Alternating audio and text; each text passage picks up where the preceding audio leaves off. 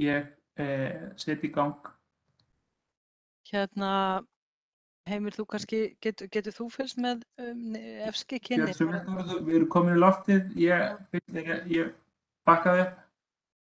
Já, þú getur kannski fylgst með netfanginu, það er mjög sjaldan sem það fannst eitthvað á þeim með að fundu stendur, af því ég er í rangri tölvu. Við erum komin í loftið og sem sagt útsendingu sem er bæði gegnum Facebook eða YouTube og svo líka, ekki á Facebook, YouTube, en tengillinn á Facebook síður Reykjavíkurborgar er svo vanalega. En fundur er settur hjá íbúðaráði, háleitis og bústaða. Þetta er fundur númer 25 sem að fékk mig til að velta því fyrir mér að við eigum ekkert voðalega marga fundi eftir. Það eru kosningar í vor, þannig að það er svona aðeins verið að styttast í annan endan hjá okkur, allavega á þessu kjörtímabili. Svo tekur nýtt ráð við í kjölfarið. En við erum með mjög áhugaverða dagskrá, margt skemmtilegt sem við ætlum að fara yfir í dag. Eins og sjá má, fundurinn fyrir þau ykkar sem kunna vera að hlusta, þá er dagskráin bæði á Facebook síðu íbúðaráðs háleitis og bústaða og hefur verið deilt í báðum íbúagrúppunum, íbúar í háleiti og 108 grúppunni. Þannig að þar ætti að vera auðvelt að sjá dagskrá fundarins. En fyrsta mál á dagskrá er verkhönnun verkefna í hverfi mitt. Við erum búin að fylgjast svolítið með ferlinu öllu, sem sagt það voru fyrst var hugmyndasöfnun og svo var kosið í hana og svo var endanlega kosningin og nú eru verkefnin komin á ekki framkvæmdastig, þau eru komin á verkhönnunarstig, næsta stig er væntanlega framkvæmd verkefnanna, já. En það er hvað, en Eiríkur Búi sem ætlar að fara yfir það með okkur, eða ekki? Marta ætlar að kynna þig, ég ætla bara aðeins að kynna forsöguna. Við skiljum. Ok, ég veit þín Marta, gjörðu svo vel. Sælverið, Marta María heiti ég og er einn af verkefnastjórum hjá Umhverfis- og skipulagssviði og ég og Eiríkur erum að vinna saman í þessu verkefni. Þannig að ég ætla bara að rúlla þessi gegnum þetta. Eiríkur, þú hoppar kannski aðeins inn í kynninguna þarna á annarri klæru ef þú vilt, en annars get ég líka að fara yfir þetta. En svona, þetta er ekki alveg sjáu þess, nú ætla ég að séra.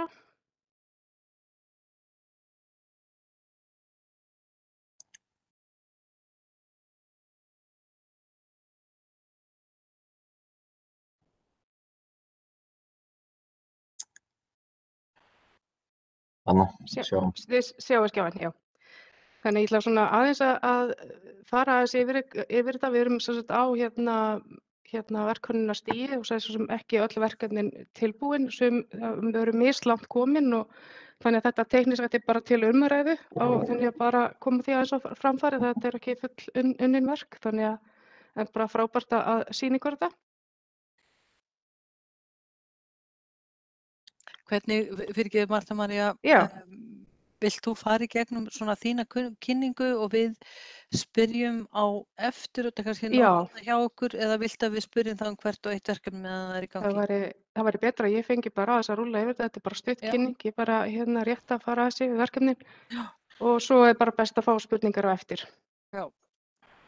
Þetta er svona tímalínan og Eiríkur, þú mátt alveg endilega útskýra þessa. Já, okkur langar svona að bæta inn í þessar kynningar svona aðeins tímalínu til að sjá þetta myndrætt fyrir sér, sko hvað erum stödd í ferlinu og hvað þetta er í raun langt ferli. Þetta hefst náttúrulega hugmyndasöfnun sem fór núna fram fyrir, lauk fyrir árið síðan og viku sem er þó nokkuð tími og síðan vorum við með eftir hugmyndasöfnun að fara í yfirferð og uppstillingu kjörseðla þar sem við stiltum upp kjörseðlunum á vettvangi íbúðaráðanna með aðkomu íbúa. Gekk mjög vel og góð þátttaka, meðal annars í þessu hverfi mjög góð þátttaka. Síðan fórum við í frumhönnun og undirbjuggum kosningar og síðan voru kosningar núna í október, eða fyrstu 2 vikurnar í október á síðasta ári og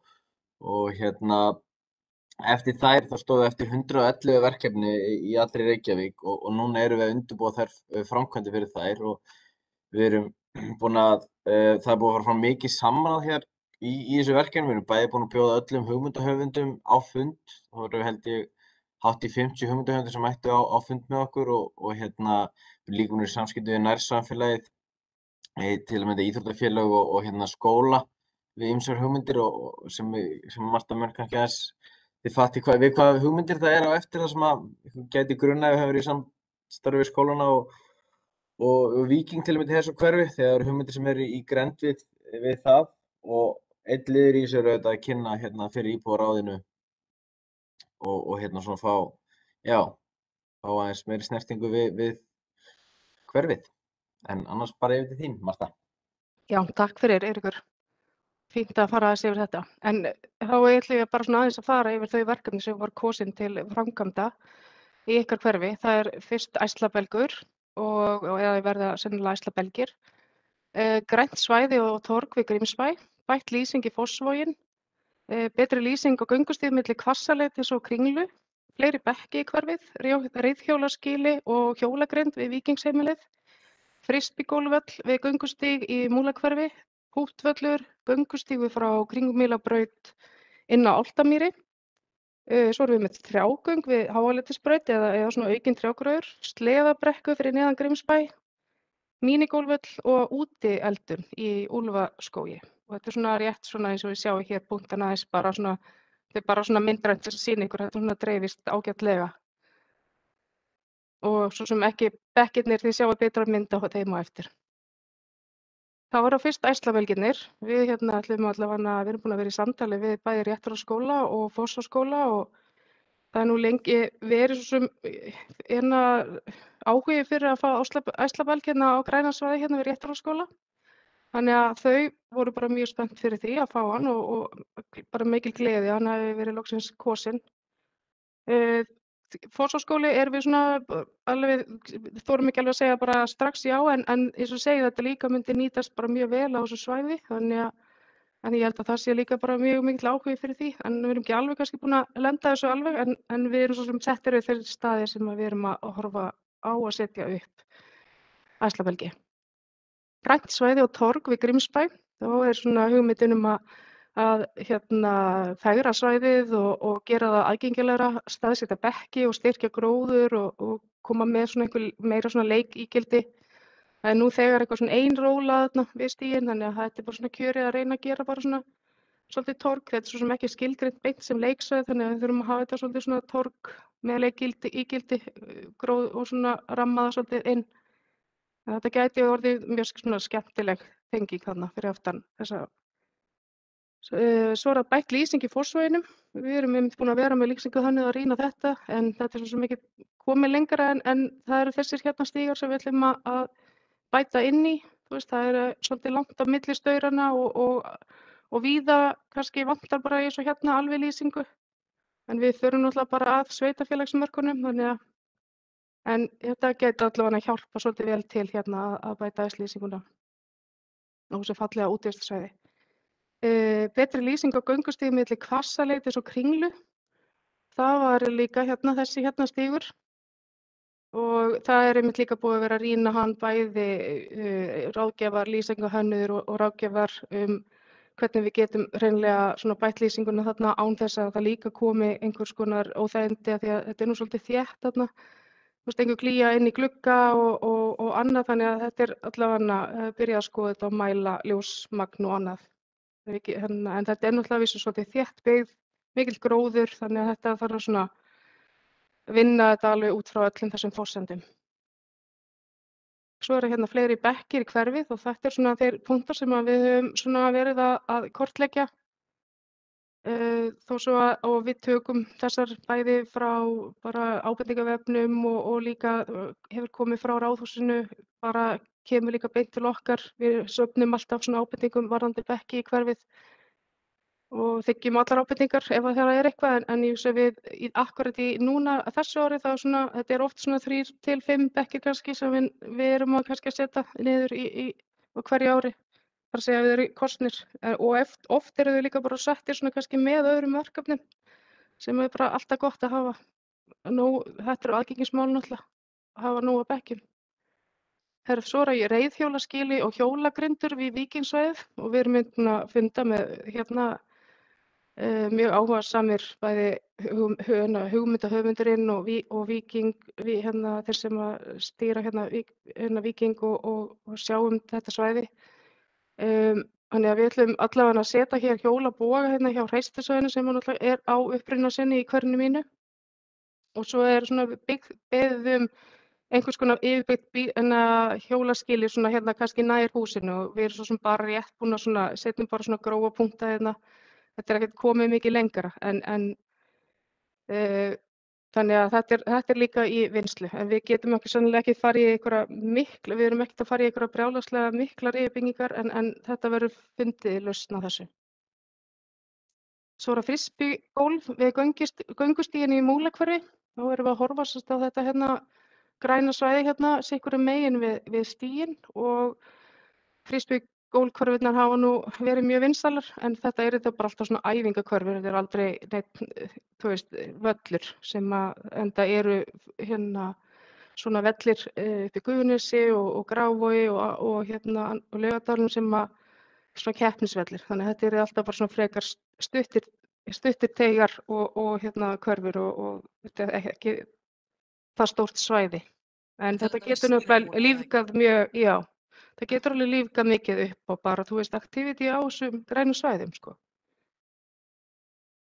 Einmitt verið að setja svolítið, var kosið í fyrra að setja svona eina svona körfu inn á skólalóðir nokkrum skólum. Ég held að það hafi nú bara alveg verið svolítið gaman að hafa svona æfingakörfu. Svo er það púktvöllur niður í Fossvoginum.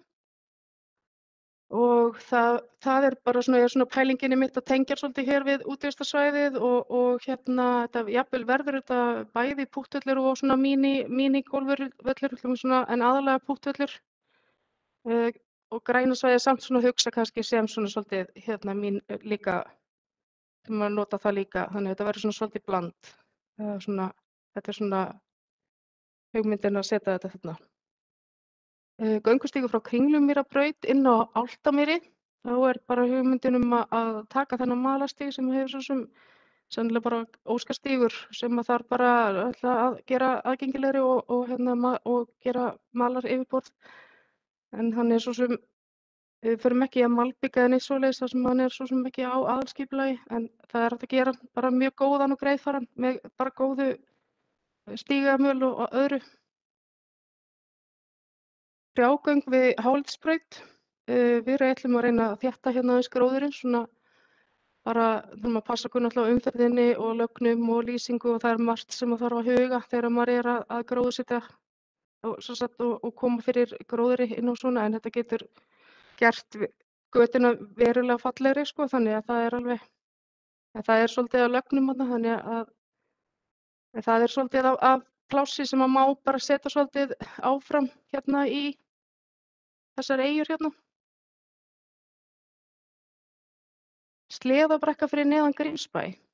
Það verður einhvers konar bara landmótun, þannig svo sem er svolítið landhalli, þá reynum við bara svolítið að ýkja landslagið þarna og reynum að gera bara svolítið góða sleðabrekku, eða svona góða, svona með við bara hvað við getum gert í þessu þrönga hverfi og höfum náttúrulega þá kannski hér á móti einhvers konar muni eða eitthvað til þess að þannig þetta virki og við hefum nú gert þetta alveg til þess að 3 ára áður í þessu verkefni og hefur nú alveg gengið mjög vel sko. Mínigólfvöllur, þá erum við að hugsa að setja svona nokkrar brautir við Hæðagarð. Þar er náttúrulega líka senior eða svona hreistigarðurinn og hér er náttúrulega lítill svona graspúktvöllur þannig að það er svona pælingin að setja mínigólf og jafnvel svona brautir bara þannig að við erum eftir að bara svona aðeins að sjá hvað er í boði til þess að og lausnir í þeim málum. Þetta er sem sagt myndin af þessu svæði. Úti eldun í Úlfarskógi og Garðaflöt. Þá er bara verið að spá í að setja jafnvel bara aðeins við dvalarsvæðið. Svona bara svona hringbekk og svona eldunaraðstöðu. Ef að þannig sem gæti náttúrulega líka nýst bara hreinlega sem bekkur eða annað element en svona það er svona hugmyndin að setja upp grillaðstöðu þannig að fólk getur komið saman og notið þess að hafa svona aðstöðu. Við þurfum líka þetta svolítið svona, svolítið nálægt líka húsunum hérna, en þú veist, við munum alls ekkert hafa þetta stórt, sko. Þetta bara, við höfum alveg sett þetta svona inn á leiksvæði. Já, þá var þetta bara síðasta. Já, flott, þetta bara mjög áhugavert. En ekki? Við kannski fara bara þessi yfirlitsmyndina. Já, ég alveg með slatta spurningum. Já. Það ætla samt að hleypa einhverjum öðrum ef aðrir getu. Ég alltaf svo ræðin, margar spurningar. Ég bara samt að taka fram að við munum ekki kannski geta svarað öllum við Eiríkur og þeir ætla að punkta þetta hjá og ef það er eitthvað svona sem við þurfum að skoða betur, þannig að þá bara bara sendum ykkur póst, sko, bara þannig að með nánari svörum. Einmitt. Vilja einhverjir ráðsmenn fá orðið? Ég er með hendi á lofti. Já, býtu. Já. Gjörðu svo vel. Takk. Heyrðu, ég er nú kannski með aðeins með vangaveltu varðandi þessa æslabelgi. Já. Hvernig það er alveg alltaf heitasta umræðan hjá okkur á þessum fundum. Hvernig ég sá til að mynda hugmyndina varðandi staðsetningu æslabelg við Réttarholtsskóla. Já. Hvernig hefur hátturinn verið á varðandi, er þetta lofttæmt á einhverjum tíma eða er þetta bara gegnumgangandi í uppblási? Nei, þetta er á sólúri og þá er þetta bara alveg tímastillt og þetta er yfirleitt bara í gangi þegar útivistartíminn er bara, þú veist, virkur og kannski lengur þá á sumrin og veturnar eru oftast bara ekkert, þú veist, þá er þetta bara þú veist, í lægð. Já, og það er svo sem þá er þetta bara svona sléttur flötur og við gerum nú svolítið svona rannsókn á þessu ég og Bragi kollegi minn og flestir, þú veist, sögðu það ég væri að kveikja á belgnum svona 8-10 á morgnana og þeir eru svona, sko, eins og segi, slökkna svo á þeim bara 8-10 á kvöldin fyrir eftir útvistartímanum. Já, ok, snillt. Og svo er ekkert gott heldur að hafa þá, en það þarf alveg að setja upp búna, þess vegna er alveg svolítið flókið að finna þessu stað. Það þarf að setja rafmagn, þú veist, það þarf að helst að tengja þetta við skólastarfsemi, frístundamið, fá einhvers konar þjónustuaðila. En við erum ætlum að samt að freistast til þess að setja jafnvel núna nokkra á opin svæði, þannig að. Ok, frábært. Já. Takk. Varðandi þessa æslabelgi, að því að þau fengu upp góðu kosningu, kom aldrei til greina að þau verið settir á fleiri staði heldur en bara við Fossvogsskóla, til dæmis inn í Háleitiskverfinu eða upp á Réttarholtinu eða eitthvað þess aftar, af því að þetta nýtur alveg gríðarlega mikillega vinsælda. Já, ég veit það. Það er samt við að setja 2 hér, sko. Já, þetta hverfi, ég heldur oftast bara 1 í hverfi, en við ákveðum í þessu hverfi að hafa 2 og þá erum við að horfa á, en sem sagt, bara í því Hálendisbústaðahverfi, þá höfum við 2 og síðan er það bara þannig að það er mjög það er vandasamt að finna sér staðsetningu í þéttari byggð. En hvar í Vesturbæ þá eru alveg komin þar var langur að vera staðsetninguna því við viljum ekki fara við viljum að horfa á 60-70 metra frá íbúðarhúsnæði. Já. Ok, svo er íbúðarhúsnæði svo þú veist að því að út að hávaðamengun það er aðgengismál. Þú veist það er ýmislegt varðandi þar er rými, hann þarf líka að vera skilgreinu opnu svæði samkvæmt aðalskipulagi. Svæði þarf að vera líka tiltölulega slétt og ekki halla og má ekki vera mikill grýttur jarðvegur, þú veist það er svo margt sem að kemur inn í þetta og eins og segir sko þannig en aðalega þessi 60-70 metra radíu sem hefur verið kannski flóknastur varðandi staðsetningu. Ég man líka þegar tölum við inn á Borgarlandi sko. Já, við skoðum skólann þarna hjá Framsvæðinu, Safamýri. Já. Við skoðum hann og við reyndum að finna staðsetningu þar til að hafa þetta svona alveg sikkur endanum en ég reyndi bara að vera ekki pláss á skólaðinni töluðu við skólastjórann og síðan er náttúrulega allt stóra Framsvæðið í sínu ferli þannig að við gátum ekki verið að fara inn á svæði sem er síðan að fara að breytast sko. Já, en þú veist og svo líka bara þú veist þetta þarf líka að ganga upp með lóðarhönnuninni sko, þú veist þannig að sko yfirleitt er allar þessar skólalóðir alveg þrælhannaðar og það er ekki allar skólalóðir sem eru sko allt orðið fullskipað. En þú veist, þessi hún með þetta hérna þó þetta sé svona, þetta innan lóðar, en þú veist, þetta er svona, þau hafa ekki sett neina formlega hönnun hér, sko. En við Ok, getum þess vegna þurft að lenda í því að, sko, því æslabelgurinn þarf líka að vera afturkræfur, við verðum að geta fært hann, þú veist, þessar færilegu kennslustofur eru líka alltaf að fjölga og það er eitthvað svona, þarf einhvern að hafa svona smá þenslusvæði, þannig við vitum ekki hvernig. Ég skil, en þannig, þú veist, staðan er þessi að það eru mikla líkur að þetta fari þarna niður nálagt Fossvogsskóla í Fossvogsdalnum og það er ennþá verið að kanna staðsetningu á belg númer 2. Það er sko, við erum eiginlega bara, ekki 90% bara komið hérna fyrir Fossvogsdalinn, en Réttarskóli er búin að vera bara, þau eru mjög spennt fyrir honum og enda líka ef það verið í kosningu, ég er búin að vera þessi verkefni í 5 ár, ég held að þessi búin að vera bara næstu í öll árin hefur verið einhvers konar hérna fyrir. En alltaf, við erum búin að tala við Réttarskóla og þeim líst vel á þetta og við erum í samtali við Fossvogsskóla um að skoða hvar í grendið skóla er best. Það er eitt sem er mjög líklegt og annað sem er bara í skoðun, er það ekki þannig sem það stendur? Jú, ég segi bara að Réttarskóli sé inn og hitt er bara, vantar okkur bara svona aðeins að klára það samtala, kom náttúrulega eða ekki nýr skólastjóri og eitthvað svona þannig að. Jú, þannig að samtala okkar koma. Við erum í fullu fangi að reyna að fylgja því, sko, þannig að. Eiríkur, hann er svo duglegur í þessu. En já. Eru fleiri spurningar? En ég ætlaði að segja ykkur líka. Það er réttur hendi hjá Guðrún. Já, Eiríkur, þú voru að. Já, ég er að fylgjast með þessu. Stýra þessu, ég er bara. Já, það er bara Guðrún næst þá. Já. Ert þú búin, Marta? Já. Já, ég ætlaði nú bara að skjóta að skoðuðu eitthvað svæði þarna fyrir aftan FA, þarna Safamýris megin, sem er svona svolítið stórt og mikið grænt svæði. Því maður svona finnur svolítið til með þessum þessum part, sko. Já. Við Við Safamýri. Já, við sjáum bara PDF-skjali, en ég man, við sjáum ekki. Við erum að tala svæði í kringum FA.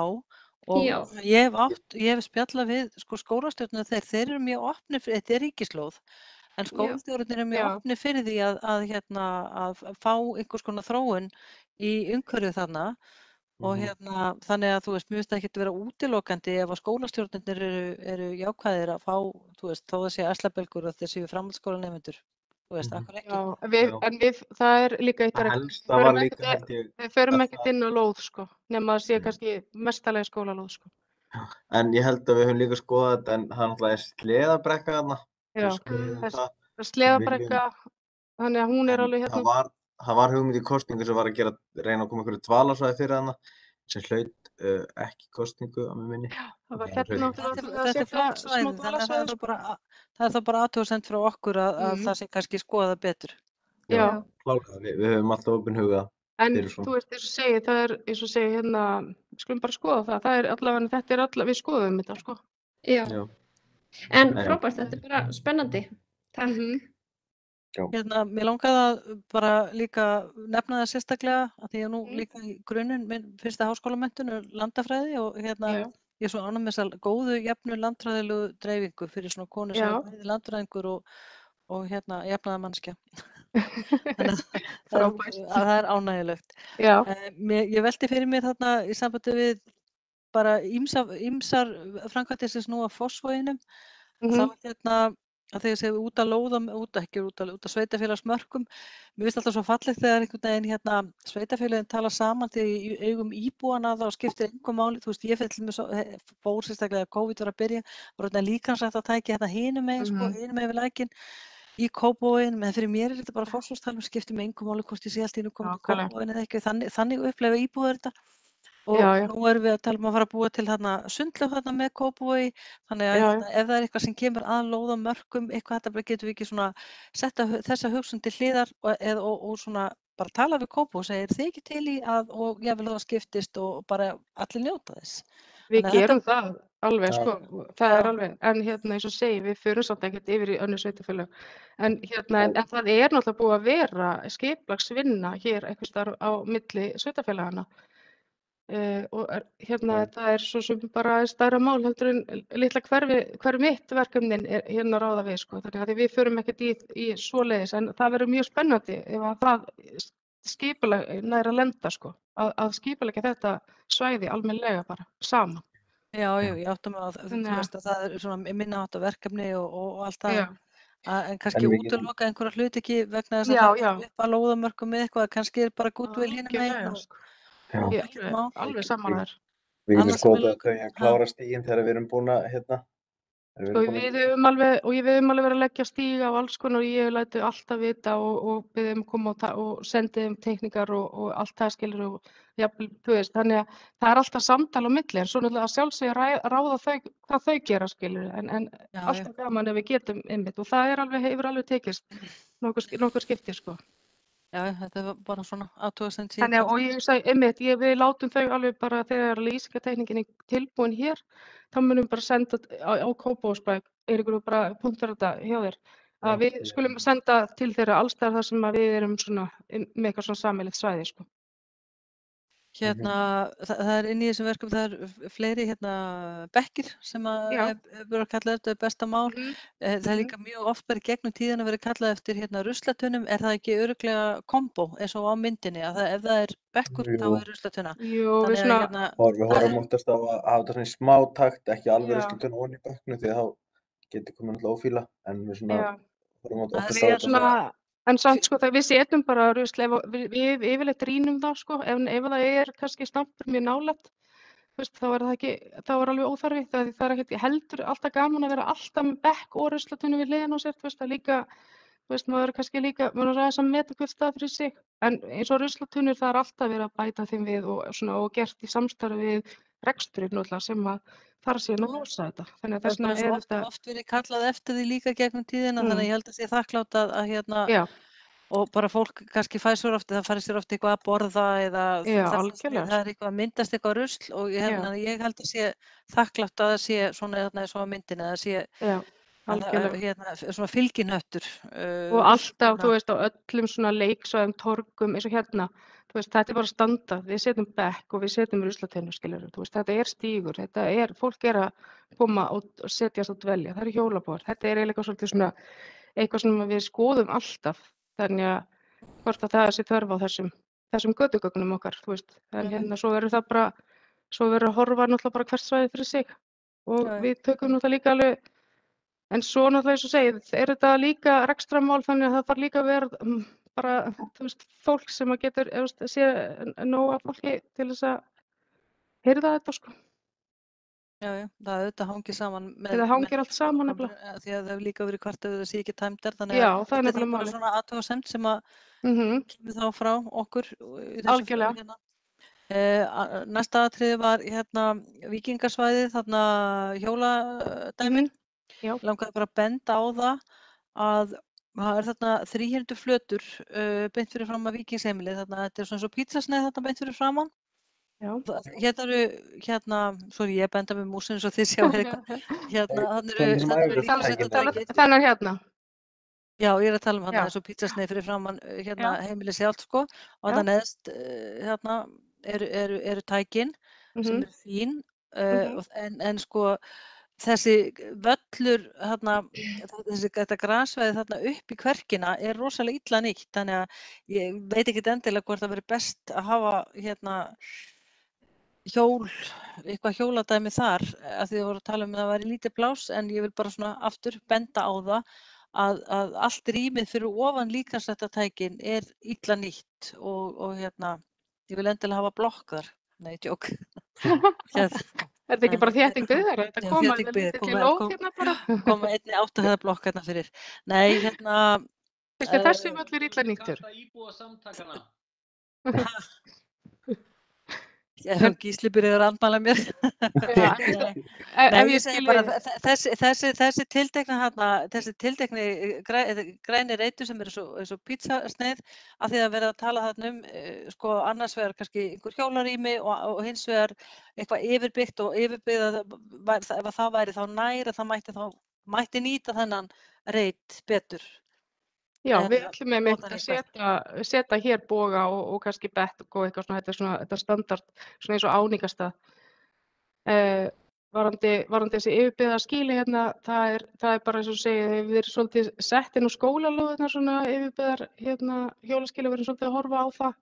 Já, Við förum náttúrulega ekki í það kannski að byggja við húsið eða neitt svoleiðis, við svo sem fengum alveg ósk það, en það er náttúrulega bara meiri háttar mál sko og samtal við arkitekt og byggingarleyfi og annað sko, þannig að við erum alltaf kannski að horfa á meira svona léttari lausn og jafnvel eitthvað kannski svona element sem að kannski er hægt að prófa, þú veist, prófum þetta hér og við svo sem vorum að horfa á þennan stað líka, en svona eftir samtal við bara hagsmunaaðila, þá er svona að reyna að vera einhvers staðar á þessu svæði, en það er greinilega mikil þörf á bara að bara koma hjólabúum hér inn á þessa lóð sko, þú veist, þannig að já, það miklu er meira ekkert heldur en þetta verkefni getur uppfyllt, af því að við erum svolítið að halda okkur á opnu svæðunum.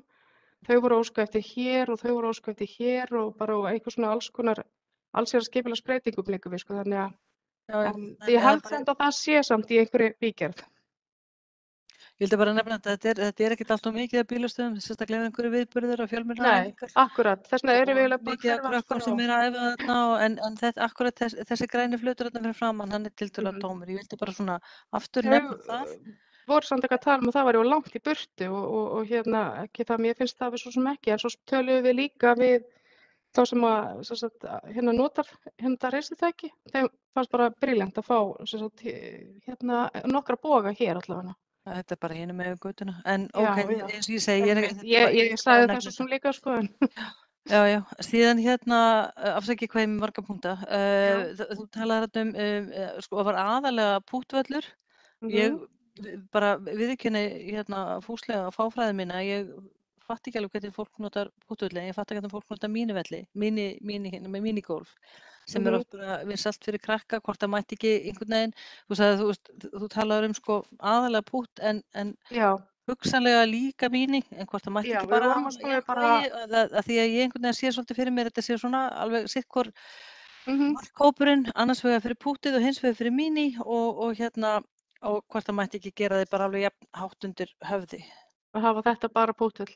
Við vorum bara að hugsa sko, þú veist, hólur og svona flagg í þennan grasflöt sem er nú ekkert mikið meira en það sko.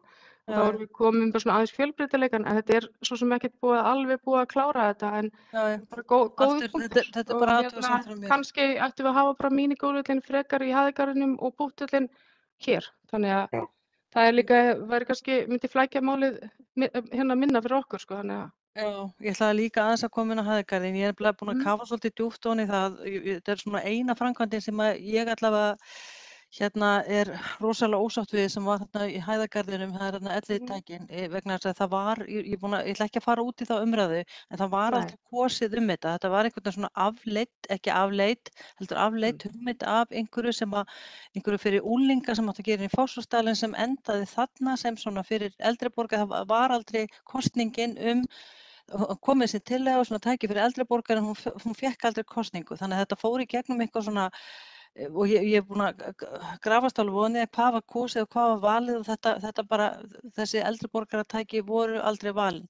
Þetta er rétt hjá heimili mínu og þetta er bara, já, eins og ég segi, því miður sú hugmynd, sú framkvæmd í öllu þessu sem að ég vann eftir sem er einhvern veginn ekki vel heppnuð, því að þessi tæki eru bókstaflega aldrei notuð og fólkið meira að segja sem er að vinna þarna segir bara það, þú veist, bara þetta er aldrei nokkuð tíma að nota, þannig að ég svona, þetta eru dýraflott tæki, þetta var vígt með mikilli viðhöfn og eitthvað og svo bara engin notkun, þannig að ég, þú veist, einhvern tíma seinna má kannski skoða bara hreinlega því miður að taka þau niður, en bara til þess að, þú veist, nýta svæðið undir eitthvað skemmtilegt, en þá velti ég fyrir mér, sko, hvort það myndi passa að vera með mínigolf þarna á þessu svæði, þar sem að hjá, að því að þetta er svona svolítið eldri borgara umhverfi, ég veit það ekki, og hvort að Fossvogur væri það ekki mitt betri fyrir mínigólfvöll, en ég hef svo sem ekki sérstaklega skoðun á því.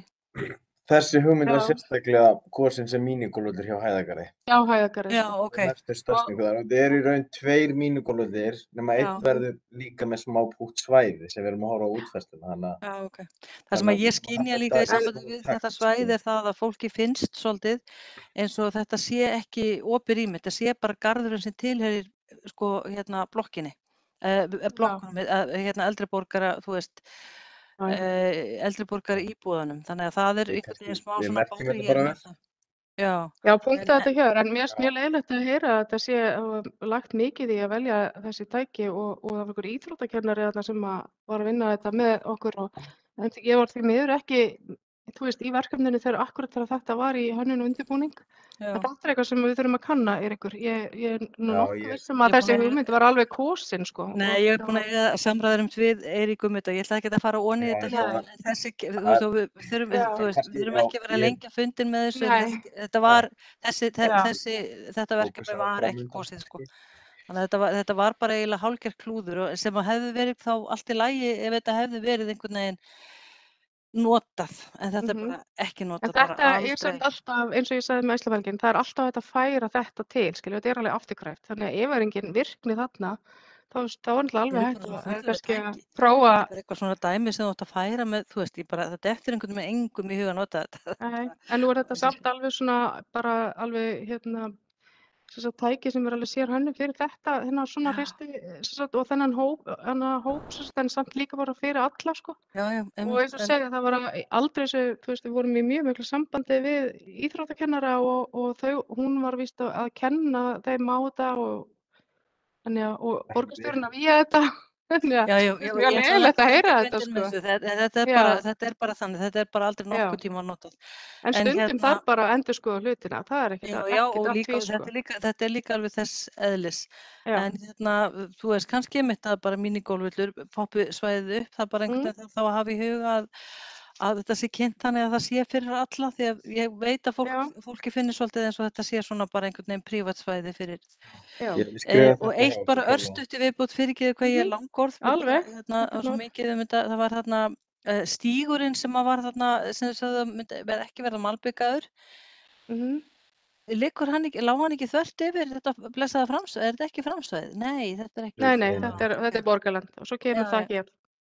Þetta er bara Óskarstígur sem hefur myndast og svo hefur við sennilega verið að setja möl í þetta og þetta er bara svona einn af þessum stígum sem að... En er þetta ekki þetta svæði sem liggur svona... Nei, það er þetta hérna megin. Já, og þetta svæði tilheyrir ekki því sem er verið að deiliskipuleggja? Nei, ég veit svo sem... Nei, það er hérna megin allavega, en svo veit maður ekkert hvað gerist í því að ykkur byggðar. Ég meina, þú veist, það getur svo sem vel verið að komi bara blokk hér, þess vegna vildi ég... hafa verið að tala um að setja, jável sko, byggðu það blokk þar sem bensinstöðin sem myndi virka svona eins og mön, þú veist, og skýli fyrir þá, vonandi það fallega útivistarsvæði sem er það á framsvæðinu. Við kannski... Þetta er allt bara opið borgarland hérna, sko, þannig að... Við kannski rannsökum, heyrum kannski bara þessi skipulægin og hvort þeir séu með eitthvað þarna. Ég var búin að spyrja það er allt snýr bara að þessu hérna, sko. Þessu hérna dóti. En það breytir það kannski einhver að setja einhverja möl þarna einhver göngustíð, það er nú engin stór framkvæmd. Nei, en eins og segja, það er náttúrulega bara alltaf, sko, við eigum alltaf hætt á því að það þetta verður einhver breyting. Ég sé aðra hendi á lofti. Hverfaskipulagið mjög mikið að vinna einmitt í alls konar svona þéttingu, þannig að við vitum það ekki. Herru, aftur Guðrún með þetta á lofti.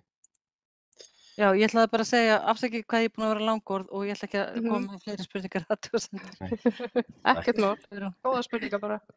Ég ætlaði nú bara rétt að koma með input varðandi blandaðan pútt og mínigólfvöll niður í Fossvoginum. Já. Og mér finnst það brilljant laust, sko, vegna þess að mér finnst Fossvogurinn vera einmitt svona staður þar sem fjölskyldan kemur svolítið saman og spilar til að mynda mínigólf og annað. Já, okkur fannst það líka, að hafa þetta svona aðeins bæði, sko. Já, og þú veist, og dvalarsvæði líka, sko, vorum við að pæla í. Akkurat, þú veist, þegar maður er með yngri börn til dæmis að taka fyrstu skrefin í golfi, það er svo fínt að fullorðna fólki geti snúið sér á púttunum meðan beðið þeirra meðan þau klára á svona, en mér finnst mjög sniðugt að hafa þetta svona blanda. Það var nú bara... En þú veist, ég segi, þessi nýtist alveg líka sem bara grasflöt, þú veist, þetta eru bara, þú veist, hólur sem við getum bara síðan ákveðið hvenær við erum að, þú veist, það séu opnar, sko. Akkurat, annað var það nú ekki. Já. Erum við þá Einhver annars vill tala. komin á endastöðu? Erum við komin á, ég sé það ekki, Eiríkur, þú ert með Nei, þetta. mér sýnist það. Ég segi, við þökkum bara kærlega fyrir okkur. Já, Það er bara margar góðar ábendingar sem við skrifum hjá okkur. já, algjörlega. Það var engin annar með athugasemdir. Bara áður en ég slepp ykkur. Sé allavega ekki, nú er ég búin að gera stopp-sharing og ég sé allavega er enginn með höndin upp. En Nei, bara, gott að ég þarf heyra. líka eiginlega að stinga af. En bara Ok. takk fyrir að leyfa okkur að koma og kynna þetta fyrir ykkur. Já, takk fyrir bara Takk. taka vel í athugasemdir Bless. okkar. Já, Bless. ekkert mál, bye. Bye.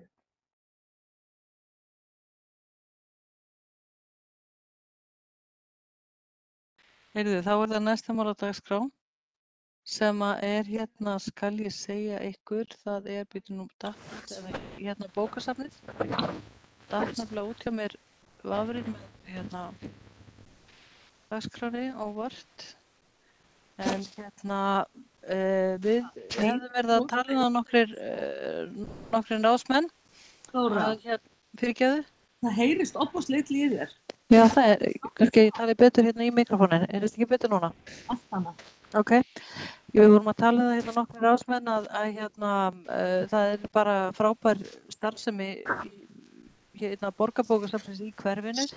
Ég hef oft veitt í athygli að það eru skemmtilegu viðburðir í Kringlunni, svo eru þetta bókabíllinn á heimili sitt þar.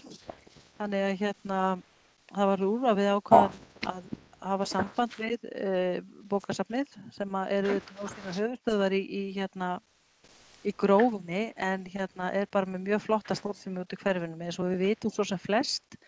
En ég ætla að gefa henni Guðríði, ég man ekki hver titillinn er, þannig að þú bara segir okkur hann þegar þú tekur við. Ég ætla að gefa henni Guðríði Hversdóttir Sigurbjörnsdóttir orðið, gjörðu svo vel. Takk fyrir og takk fyrir að bjóða mér á fundinn. Ég heiti sem sagt Guðríður Sigurbjörnsdóttir og er deildarstjóri í borgarbókasöfnum í Kringlunni og í Sólheimum og svo sé ég einnig bókabílinn. Ég er með létta glærukynningu sem ég ætla bara að deila með ykkur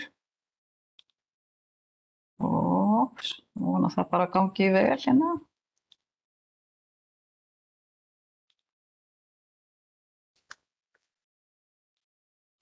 Svona, sjáu þetta vel? Flott er. Ég ætla sem sagt að bara kynna Kringlusafn aðeins og svona aðeins að tæpa á starfsemi borgarbókasafnsins í leiðinni. Þetta er yfirskriftin okkar og stefnan okkar frá 2021 til 2024, opið rými allra.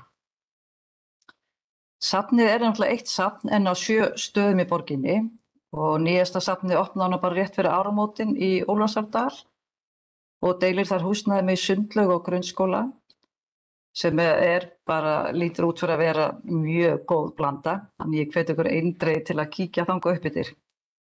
En hin söfn eru í Grófinni þar sem aðalsafnið og stærsta safnið, í Kringlunni, Árbæ, Gerðubergi, Sólheimum, Spönginni og síðan Jólasardalnum. Og svo það náttúrulega bókabíllinn sem vantar inn á þessa fínu mynd. En stefna bókasafnsins sem sagt opin rými allra og þar leggjum við áherslu á þessi 4 atriði sem þið sjáu hér. Það er sem sagt þáttaka allra, þar sem áhersluatriðin eru samtal, rækt og sköpun, sjálfbært samfélagsrými, þar sem áhersluatriðin eru öryggi, vellíðan og tengsl, aðgengi allra og uppbygging. Þetta var svona aðeins bara að sýna ykkur þessa fínu stefnu sem við náttúrulega hefum að leiðarljósi í öllu okkar starfi, í öllum söfnum. En þá ætlum ég bara að víkja mér að Kringlunni. Það eru mjög margir sem að sækja Kringluna heim, sem sagt verslunarmiðstöðina sem veit ekki að það bókasafn þar. Þannig að þetta er svolítið falinn fjársjóður þar. Safnið nú kannski ekki á heppilegasta stað, svona það ekki mjög sýnilegt í Kringlunni, þó að sé áreynda mjög góðum stað og mjög fallegu húsnæði. En þrátt fyrir að margir viti ekki safnið í Kringlunni, þá þetta það safn sem kemur á eftir aðalsafni, sem hefur sem sagt flest útlán og flesta gesti. Þannig að það geysilega vinsælt. En safnið í húsnæði 740 fermetrar stærð og safnið opnaði þarna í október 2001, þannig að við fögnuðum þarna 20 ára afmæli í fyrra. Safnkosturinn telur rúmlega 50.000 og útlána ári eru 140.000 og gestirnir voru hjá okkur í fyrra 82.600. Stöðugildin eru 8,5 og því gegna 10 starfsmenn. Ég ætla aðeins að fara bara yfir þjónustuna sem við veitum, sem nú mjög svipið í öllum söfnum þó að sé smá mismunur á milli safna. En það náttúrulega þessi hefðbundna þjónusta, það útlán á safnkosti og við erum nú sífellt að vinna því að reyna að hafa hann fjölbreyttari og við erum til dæmis nýbyrjuð að lána út borðspil sem eru geysilega vinsæl, en svo líka annað sem að detta út eins og til dæmis hljóðbækur, það bara einfaldlega ekki gefnar út lengur. Og DFD-diskar lánast nú alveg ótrúlega mikið út, en við finnum samt að þeir eru að draga saman eftir sem streymisveitum fjölgar. Við veitum aðgang á tölvum og prentara og skanna. Síðan ágætis barnadeild og önnur deild fyrir ungmenni.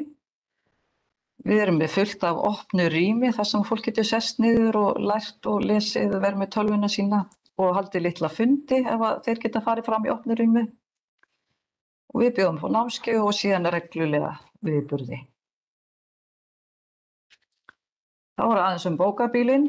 Hann hefur verið 52 ára á götunni, ekki sami bíllinn reyndar. Núverandi bíll nú orðinn rúmlega 20 ára og það alveg eiginlega löngu tímabært að fá nýjan bíl. Þannig ef þið getið ýtt á það, þá er ég mjög fegin. En bókabíllinn sem sagt fagnaði 50 ára afmæli 2019. Þá gerðum við ýmislegt í tilefni afmælisins. En safnkostur hans með 4.700 eintök og útlán og gestatölu hanga mjög vel saman, það eru 12.000 á ári. Stöðugildi 1,5, það bílstjóri í fullu starfi og síðan bókavörður í hálfu starfi. Og stoppistöðunar eru 30 vísvegar bæinn og við ferum reglulega yfir áætlun okkar og stoppistöðar og athugum hvort að megi skipta einhver út og bæta einhver öðrum inn. Við erum til þess nýbúin að bæta Bryggjukverfi inn, það var engin stoppistöð þar og bíllinn búinn að stoppa þar 2 sinnum og strax bara farin að vekja athygli. Eins erum við núna með nýtt stopp í Fossvogsskóla, náttúrulega eftir að skólanum var meira og minna lokað, þá lokaði bókasafnið þar líka. Þannig að þau óskuðu eftir að fá bókabílinn þangað fyrir þá nemendur sem eru eftir þar í bíli. Þannig að við stöppum það líka núna. Og í tilefni af 50 ára afmælinu 2019 þá ákváðum að kolefnisjafna notkun bílsins síðastliðin 50 ár og ákváðum að planta trjám. Okkur reiknaðist til að við þurftum að planta 5.000 trjám til að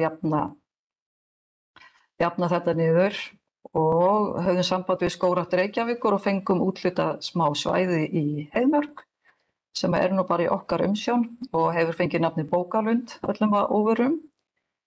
En við erum búin að planta þessum 5.000 trjám en ætlum bara að halda áfram náttúrulega og vonandi að leggja þó síðan stíga og setja upp bekki á þessu svæði okkar sem við hefum nú bara til umsjónar í Heiðmörk. Við erum svokallaðir landnemar.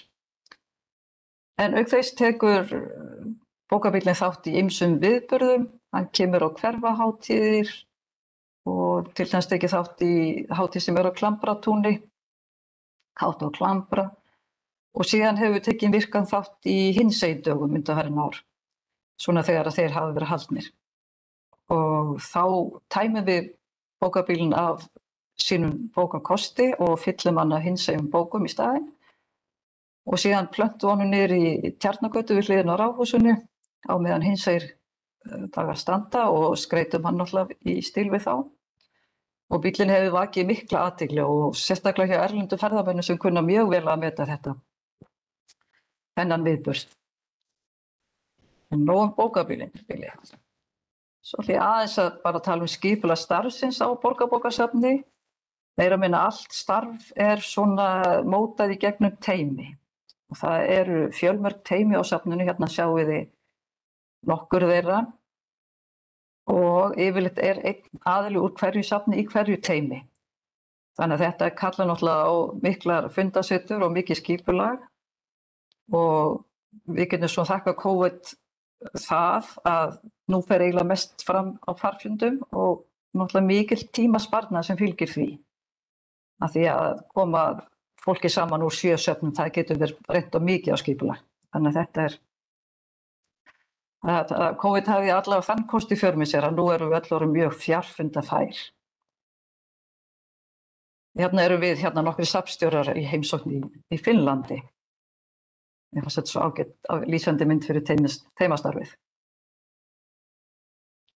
Svo ætla aðeins að bara fara í viðburðun okkar. Við erum með öfluga viðburðardagskrá fyrir eiginlega alla aldurshópa. En við byrjum bara á viðburði fyrir börn og ungmenni. Þá erum við á veturna með eiginlega daglegar sögustundir fyrir leikskólabörn. Og það semst leikskólarnir í hverfinu sem mæta þarna og þetta alveg geysilega vinsælt hjá þeim og mjög vel metið bæra starfsfólki á börnum.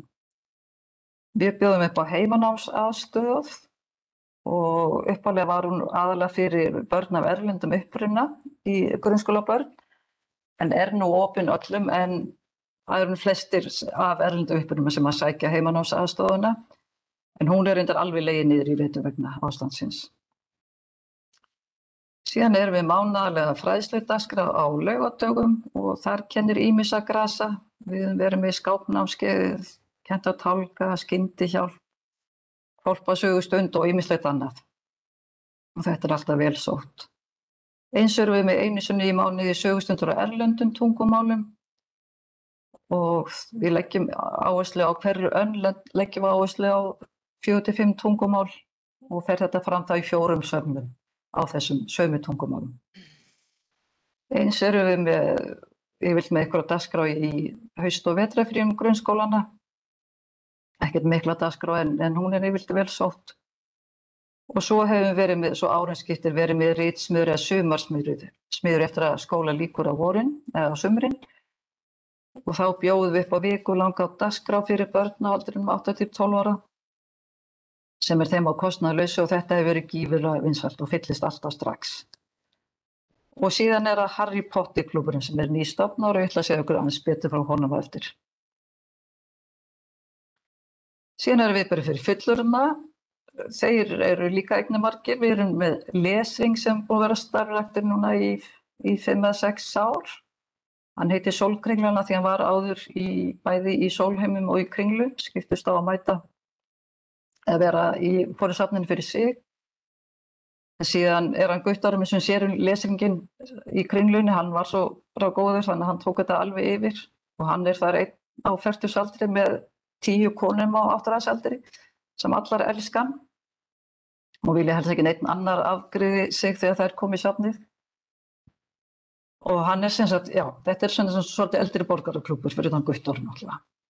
Síðan hefur við verið með ritsmiði umsjón Sunnu Dísar Másdóttur sem heitir við köllum skrifstofuna og hún hefur fallið vel í kramið. Hún reyndar ekki núna í vor og ég veit ekki alveg hvað verður í haust en þetta hefur alltaf verið mjög vel sótta ritsmiður hjá henni. Við erum búin að vera með leikhússkap í nokkur ár í samvinnu Borgarleikhúsið. Og sem gengur út af það að við kynnum ný leikrit sem eru í Borgarleikhúsinu. Eða við kynnum ekki, við útum bara húsnæðið. Og þá kemur þá leikstjóri og einn eða 2 aðalleikari. Áður en að leikritnir eru frumsýnd og segja frá sýningunum. Og síðan rölt yfir í Borgarleikhúsið og sviðsmyndin skoðuð.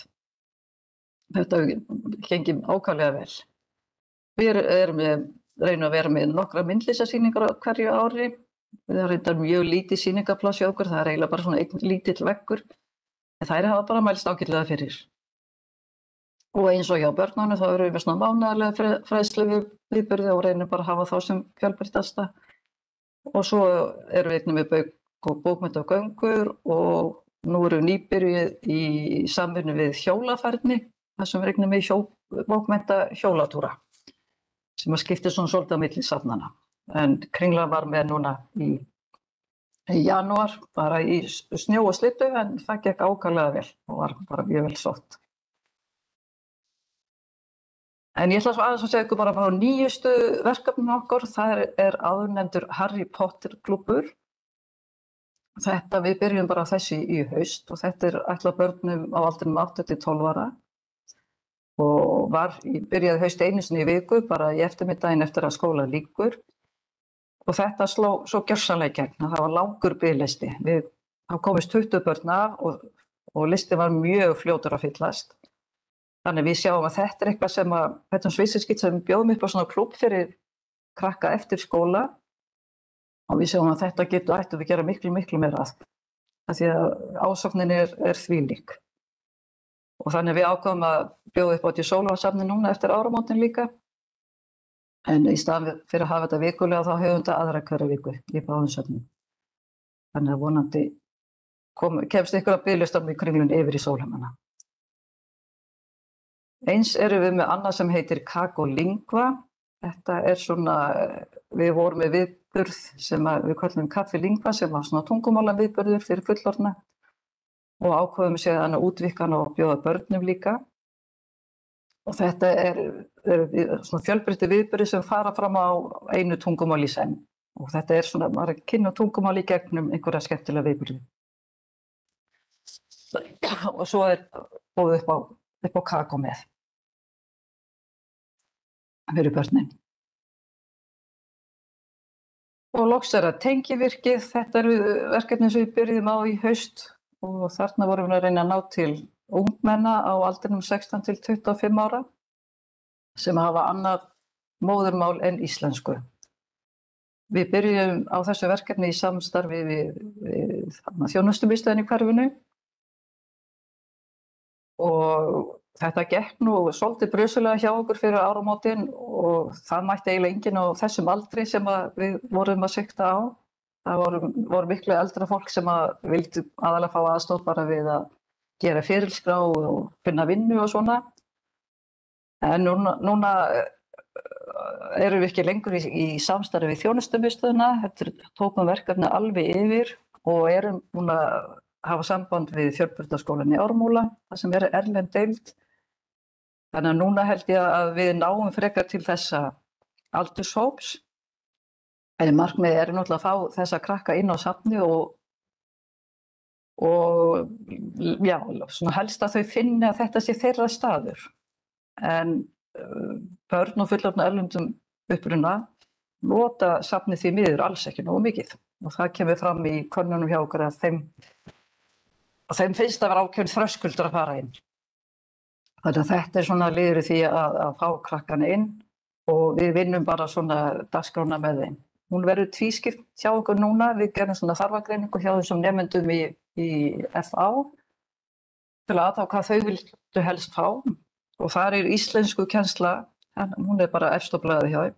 Þannig að við skiptum hjá okkur í annars vegar íslensku kennslu og hins vegar svona bara ýmsa viðburði þar sem við förum til sem bara í bíó eða á listasöfn eða fáum kynningur á einhverjum. Við fáum kynningu til okkar á ýmsum verkefnum bara. Já, ég er nú bara eiginlega komin að leiðarlokum. Ég ætla bara að vekja síðan athygli á viðburð á bæklingi Borgarbókasafnsins sem þið finnið á heimasíðunni og hann kemur í safnin bráðlega, hann er ekki alveg komin að prentun. En hérna Þarna er á heimasíðunni sem ég sagði, hérna er að finna all okkar viðburði í öllum söfnum og ýmsar aðrar upplýsingar. Þannig ég hvet ykkur bara til að skoða hann og kynna ykkur hann. En kynningin er sem sagt búin. Eruð þið með ykkur spurningar?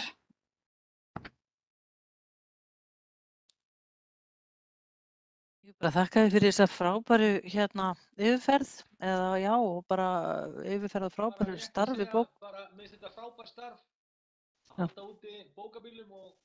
Gísla, það heyrist ekki vel í þér? Það heyrist ekki vel í þér, heyrið þið vel í Gísla? Nei, ekki sérstaklega. Getur þú talað betur einhvern veginn í mikrofónin eða hækkað eitthvað? Ég veit það ekki, heyrið í mér eða? Já, aðeins. Þetta bara frábært starf sem þið að vinna í bókabílnum í hverfinu. Takk fyrir það.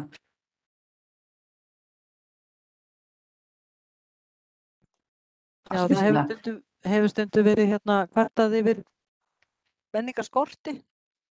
Einhvern veginn að við séum ekki með nægilega mikla menningu í hverfinu okkar, hafandi kringluna þarna í rauninni í hverfinu og skeifuna svona á landamærunum en það vanti menningu en þessi kynning hennar Guðríðar er algjörlega búin að afsanna það og mörg okkur auðvitað könnust við þetta frábæra starf. Bókasafnið eru auðvitað þróast úr því að vera bara geymsla fyrir bækur í að verða svona viðburðasetur og alveg frábært hvað eru búin að hvað þið beinið svona ykkar ekki spjótum, sjónum að erlendum börnum og svona aðstofi þá það sé eins og þú nefnir erfitt kannski að nálgast þann hóp að þá maður ekki að hætta að reyna og bókabíllinn og allt þetta, þannig að það er bara mjög gott og mikilvægt að fá þessa kynningu og svo þetta er hinn menningarstofnunin sem er í hverfinu okkar auðvitað Borgarleikhúsið, þetta er auðvitað í okkar hverfishluta eða borgarhluta. En Gústaf, þú vilt opna og biðja orðið? Já, ég ætlaði bara að þakka þér líka kærlega fyrir þessa kynningu, þetta var bara virkilega áhugavert og náttúrulega bara ég er magna starf sem ég hef verið að vinna á bókasafnunum á höfuðborgarsvæðinu. Algjörlega heimsklassa starf, en ég ætla bara svona sérstaklega bara ég er svo ótrúlega ánægður að sjá tengivirkið á sér einhvern samastað og bara frábært að heyra, ég vissi nefnilega ekki hver svona afdrifin hefði orðið með það verkefni og það bara gleður mig alveg rosalega mikið að sjá að þið hafi tekið það yfir og þessi hópur sé að fá einhverja svona umönnun eða eins og það er svona oft. Já, við bindum mikla vonir við þetta verkefni og ég vona svo innilega að gangi. Það er en við þurftum eiginlega grátbiðja þig fyrir áramótin að koma á safnið. Það tekur tíma oft svona. Já, það tekur tíma, við erum ekki að gefast upp, sko. En ef það er ekki fleiri spurningar, þá ætla ég bara að víkja á fundi og bara kæra þakkir enn og aftur fyrir að bjóða mér að vera með. Kannski eitt að lokum áður en þú hverfur, afsakið, ég hendi hér á lofti. Kannski fyrir þá íbúa sem ekki vita, ungmenni geta komið í heimsókn til ykkar og fengið kort endurgjaldslaust, ekki satt? Jú, það er, kortin eru frí upp á 18 ára aldri og síðan eftir 67 ára aldur. Og þurfa börnin að koma með forsjálaðila að sækja kort, hvernig er hátturinn á? Já, þau þurfa eiginlega að gera það. Þau geta líka komið til okkar og fengið bara spjald sem þau geta farið með heim þar sem forsjámaður skrifar undir. Flott. Og síðan getur komið aftur, já. Takk fyrir það og það er eins fyrir eftirlaunaaldur, ekki satt? Jú. Já. Heyrðu, annað var það ekki. Takk fyrir. Já, bestu þakkir. Takk fyrir. Bless. Ok, já, bless.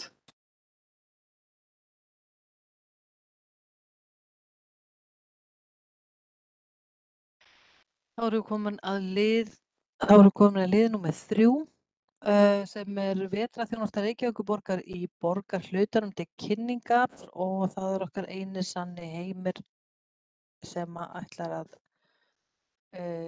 kynna okkur þau mál. Já, mér var falið af umhverfis- og skipulagssviði að kynna þessa þjónustu fyrir ykkur. Þetta snýst í raunum snjómokstur og hálkuvarnir og íbúar eiga að fá kynningu á þessu árlega. En þetta snýr svona aðallega því að hvernig að kynna fyrir íbúum og ykkur hvernig má nálgast upplýsingar þessa þjónustu. Ég tók þetta skjal saman með ykkur með hinum ýmsu hlekkjum og hérna er hlekkur á vef borgarinnar þar sem er farið yfir hvernig staðið er að þessari þjónustu.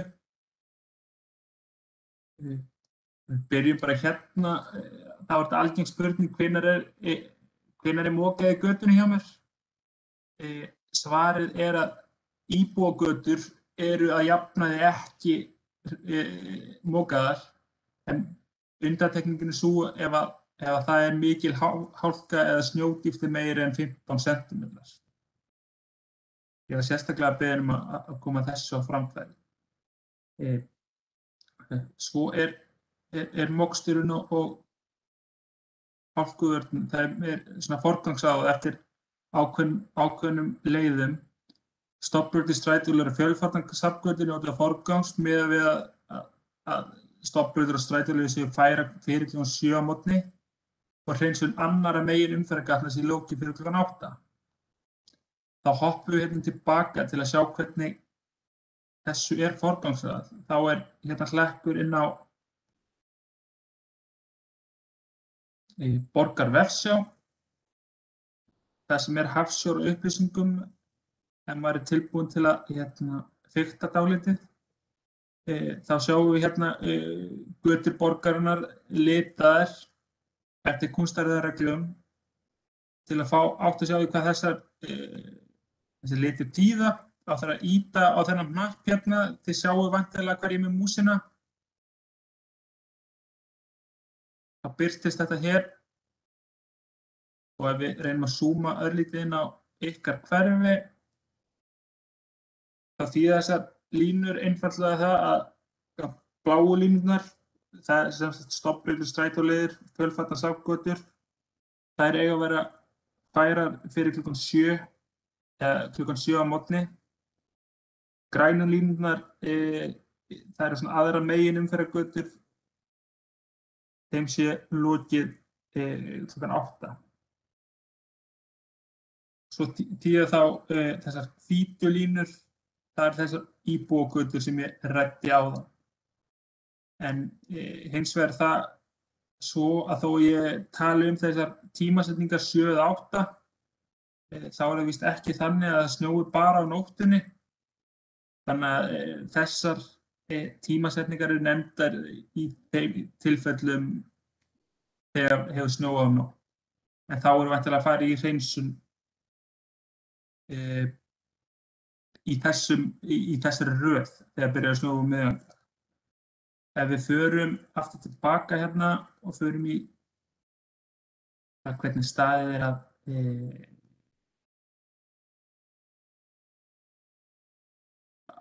hreinsun á stígum,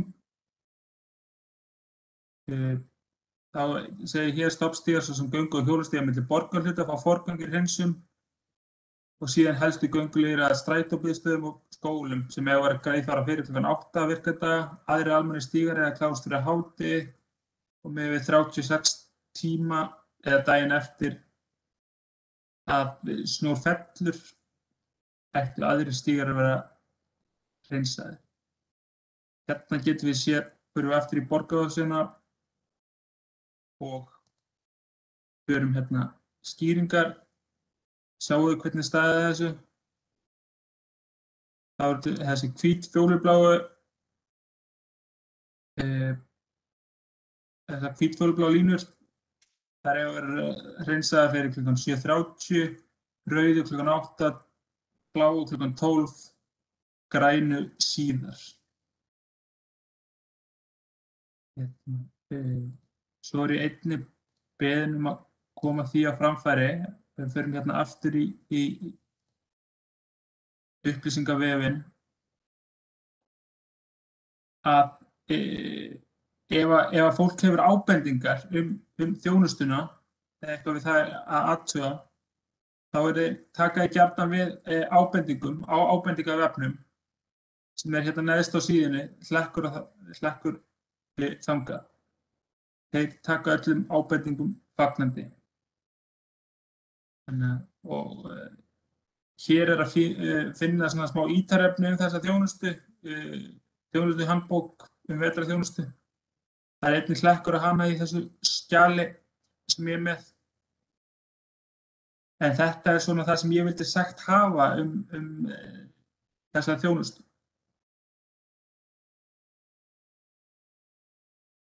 Já.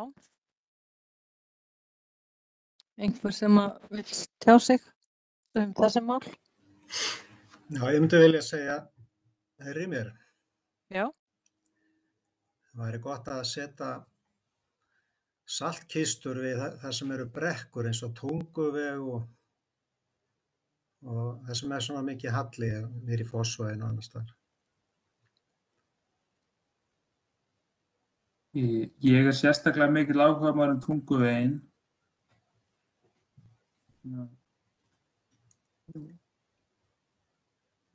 Það sem ég sá hér, hérna á upplýsingasíðunni, ef að viðkomandi býr í götu þar sem aðstæður eru erfiðar, til dæmis í Bratteríbekku, getur þú fengið saltkassa. Þjónustuver veitir nánari upplýsingar. Þannig að það, samkvæmt þessu þá ætti að vera hægt að fá saltkassa. Já, það er flott. Mér finnst þeir standa sig vel í að hreinsa og salta göturnar. En mér finnst að þyrfti að ítreka það að setja skynjar á götuljósin, þar sem að sérstaklega upp úr Fossvoginum, það þarf að bíða svo lengi á rauðu ljósi. Þessi bílar eyða mikilli olíu og standa ef þeir fara ekki þá bara yfir á grænu. Þetta er alveg glatað hjá þeim á eldsnemma á morgnana bíða þarna með þessa trukka. Þeir eru að eyða svona 50 lítrum á 100 þeir eru í fullri vinnu. Þannig að það er mikið mengun. Þetta er mjög aðkallandi. Finnst mér. Það var ekki meira.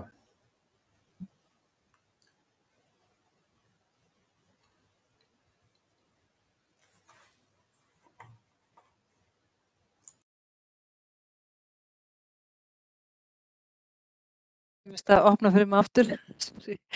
Hérna, einhverju fleiri sem vilja tjá sig?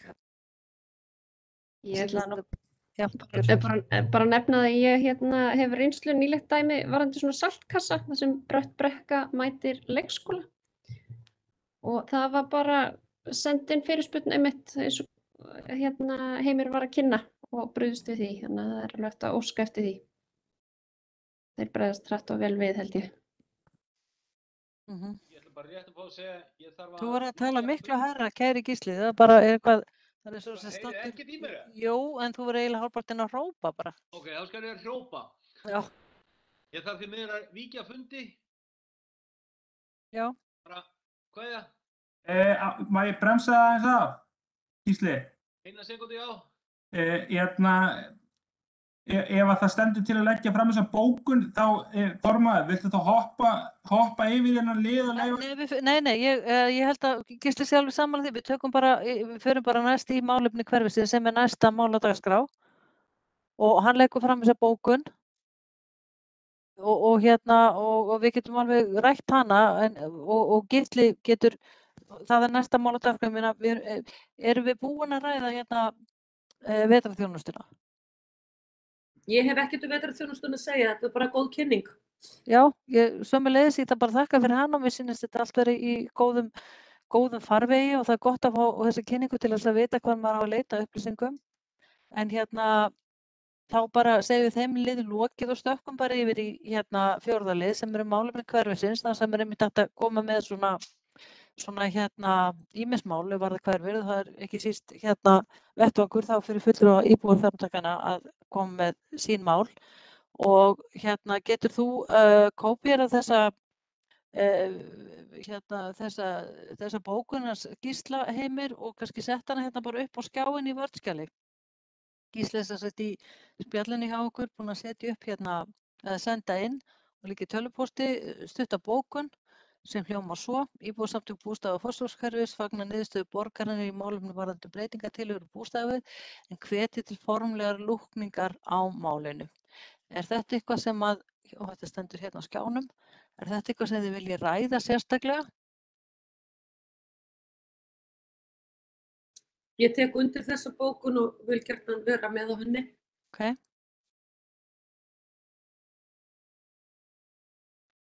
Mín skoðun svo að þarna hafi fyrst og fremst verið tillögur að ræða sem voru í samráðs- og umræðuferli og sem slíkum hafi þeim verið hafnað og það hafi verið gert með tiltölulega formlegum hætti. Það hefur verið bara tekin ákvörðun það í borgarráði og það hefur verið tilkynnt í fjölmiðlum og víðar að borgin hafi ákveðið að falla frá þessum tillögum á hugmyndastigi. Þannig að mín sýn svo að ef þetta hafi verið, ef við hefur komið lengra svo sem í deiliskipulag eða þess áttar og svo í rauninni kannski bara rætt með einhverjum óljósum hætti, að þá hefði verið ástæða til þess að hvetja til formulegra lúkningar. En eins og ég hef alltaf sagt að þá bara ekkert vandamál ef fólk ekki alveg sammála þarna nálgun akkurat á þessu máli. En þetta er svona mín sýn. Einhver annar sem vill tala? Já, ég bara forvitin að vita hvað eigum við með formulegri lúkningu? Í hverju fælist það? Má ég aðeins fá orðið, formaður? Já, gjörðu svo vel.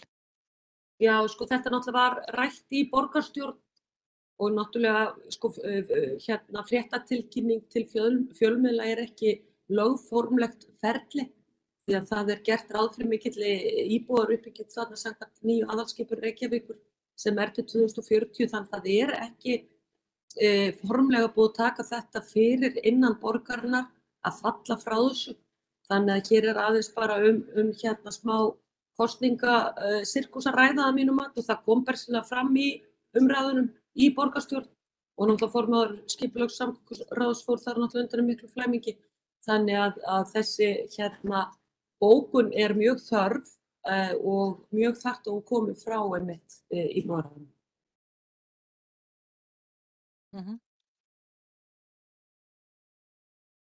Hilmar eða Guðrún, Gústaf, einhverju fleiri?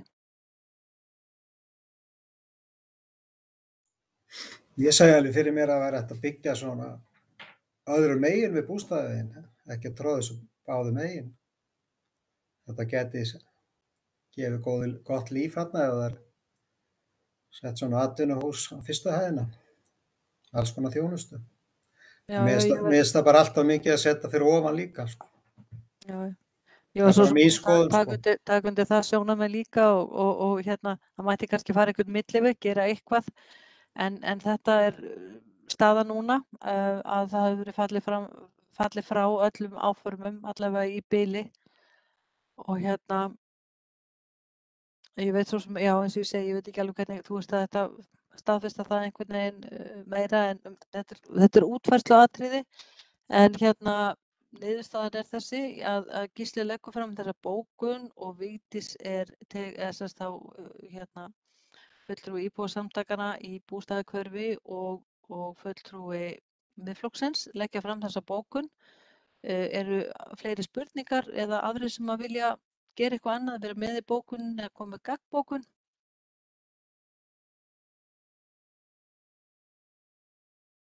Mér finnst að, ég ætla ekki að vera að koma með einhverja gagnbókun, í sjálfu sér fagna ég því líka að það hafi verið fallið frá þessu í ljósi þess hvað var mikil andstaða við þessar tillögur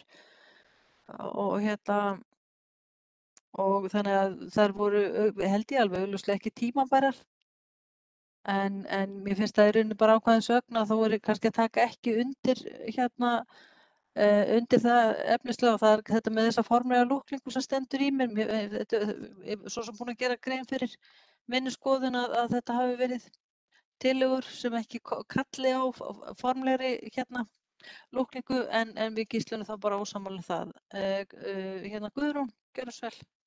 Já, þú veist svona frá mínum bæjardyrum kannski myndi maður vilja sjá einhvers konar uppbyggingu náttúrulega á sínu svæði í framtíðinni. Þannig að mér finnst frábært náttúrulega bara lýðræðið segir okkur svona hvernig við stöndum og þetta voru róttækabreytingar. Það alveg, við bara sjáum það á skoðunum íbúa. En maður myndi vilja náttúrulega opna samtalið einhvers konar öðruvísi uppbyggingu kannski í framtíðinni, í annarri mynd og í kannski smærri mynd. Þannig að ég held að við verðum að vera svona opin fyrir einhverjari þróun, framþróun til framtíðar, sko.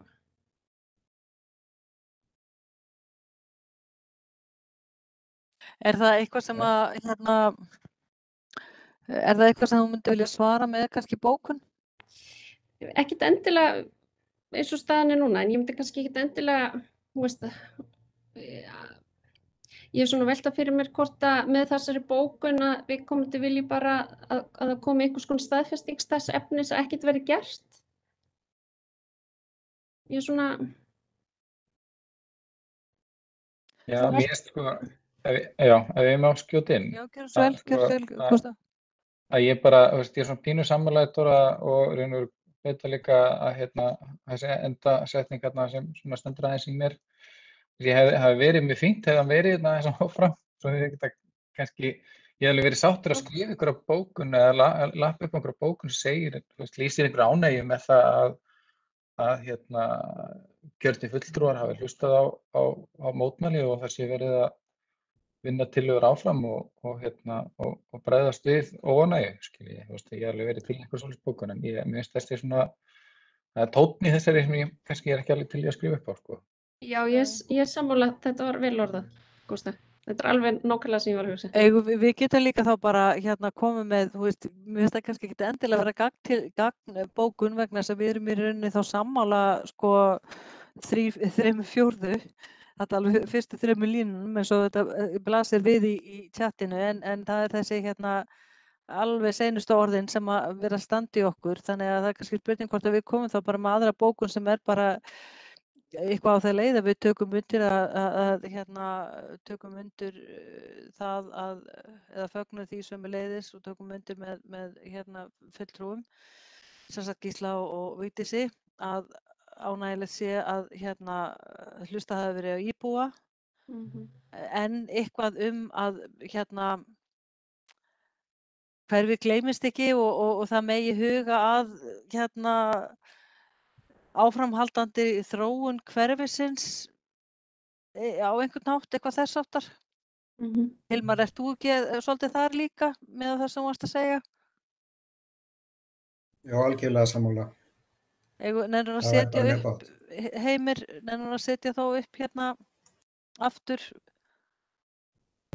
og við reynum bara að koma með svona stutta svona, já, ég vil ekki segja gagnbókun, heldur bara svona framhaldsbókun einhvers konar. Ok, og þá settu þá í, Heimir, fyrirgefðu, efri bókunina að eða þú getur klárað það svo sem seinna, íbúar, nei, fulltrúar,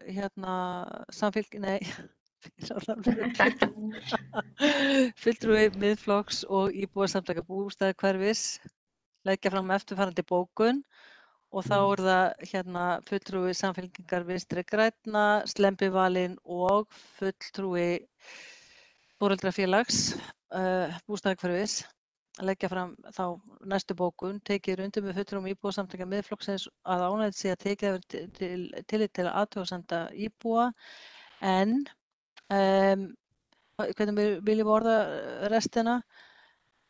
Hins vegar Gríp inn í, Já. þegar það hvetja til formlega lúkningar á málinu, þá er það mjög víð skilgreining.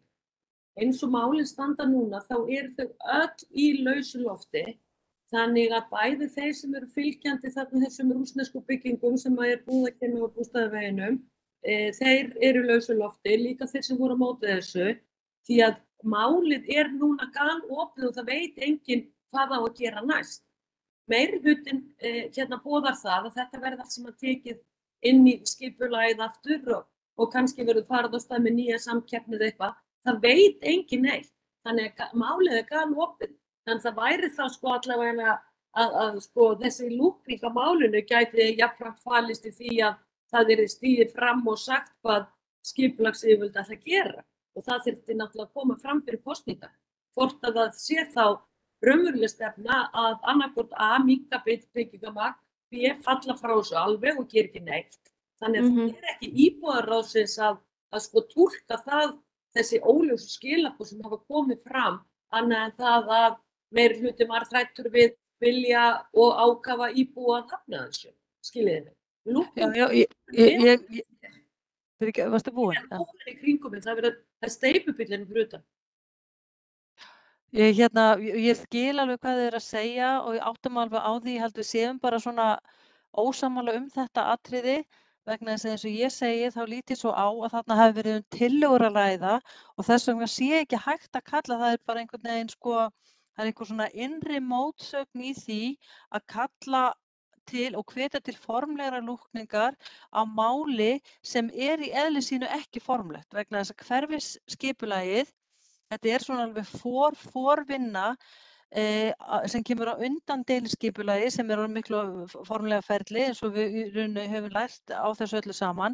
Þetta eru tillögur sem voru í samráðsferli sem að í rauninni kalla ekki á formlega lúkningu og ég held að sé alveg útilokað fyrir nokkurn mann, borgaryfirvöld eða aðra að segja, heyrðu, bústaðavegurinn hann verður annarkvort ekki með neinu aldrei, þú veist næstu 20-30 árin eða þá verða þarna þú veist, það verður farið upp með það sem sagt og það verða samt settar niður blokkur báðum megin þrátt fyrir það sé búið að lýsa því yfir með nokkuð afgerandi hætti að svo verði ekki.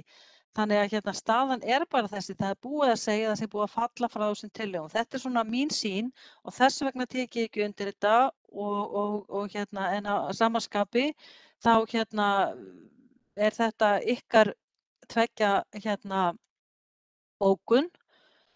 En við erum sammála þetta atriði að við fögnum því að það sé hlustað á meirihluta íbúa því þetta vissulega vakti hérna sterk viðbrögð þessar tillögur allar en leið að þá kannski vaktaði ég það sérstaklega að það voru margir íbúar sem vildu fá einhvers konar breytingar, einhvers konar framþróun í hverfinu að við værum ekki bara alveg eins mikið til og við höfum verið bara síðastliðin 30-40 ár.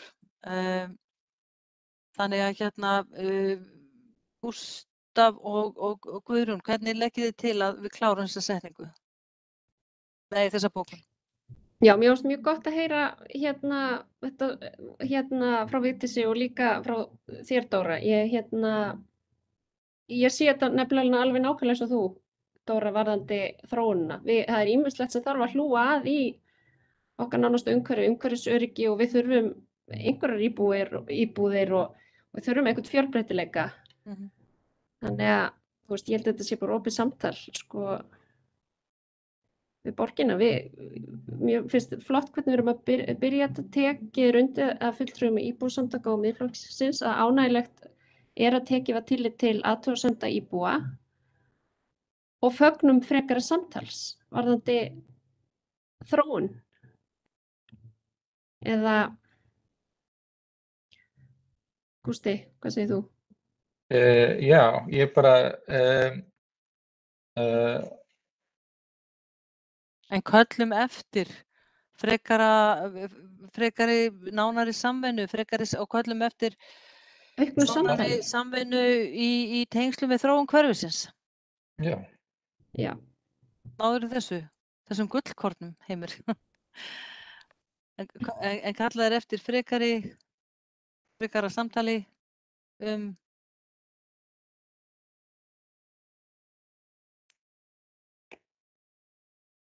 þróun götunnar og hverfisins alls.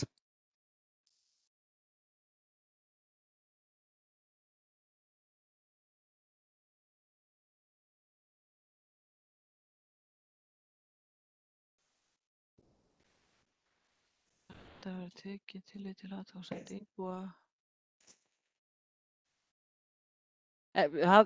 Slepptu punkti á eftir íbúa, það hafa þetta bara eina setningu. Athugasemda íbúa en köllum eftir.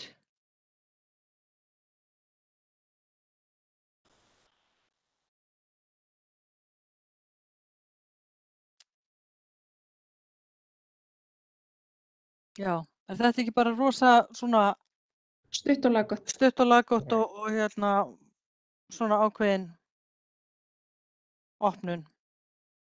Við erum þarna sammála ákveðin atriði eða fyrir atriði en ósammála seinna en það eru svo sem heldur engin svakaleg átök frekar en fyrir daginn í okkar góða ráði.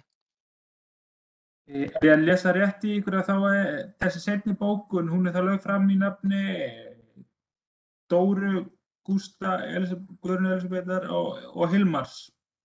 Já. Hilmar mynd hjá mér, fæ ég að heyri það Hilmar? Já, þetta rétt. Já, það fyrst það. Hann vill fá rakar á bústaðaveginn. Heyrðu Það mig, var að fara að koma einhverju lífi í þetta hverfi og vera með þarna já, það var nú kaffihús frábært, og fínerí eða eitthvað. já, það var frábært að fá þetta torg, vonandi að það einhvern veginn, kalli á einhverja breytingar þarna. Þegar Grímsbær er alveg mörgulítið skemmtilegur staður. Það bara þarf svolítið búst. Þetta er líka svo fínn áningarstaður þegar fólk býður eftir borði þetta á pítsastaðinn helgar. Já, Börn. nákvæmlega. Heyrðu mig, Það gera alveg svakalega skemmtilega hluti kring Grímsbæ. Það bara vant að flikka upp á þetta. já, Ekki algjörlega. verða. Einmitt. Heyrðu mig, þá er þessum liður lokið, fjórða lið. Og þá slítum við útsendingu af því við ætlum að ræða mál sem ekki send út. Það eru greinargerðir vegna styrkja úr hverfissjóði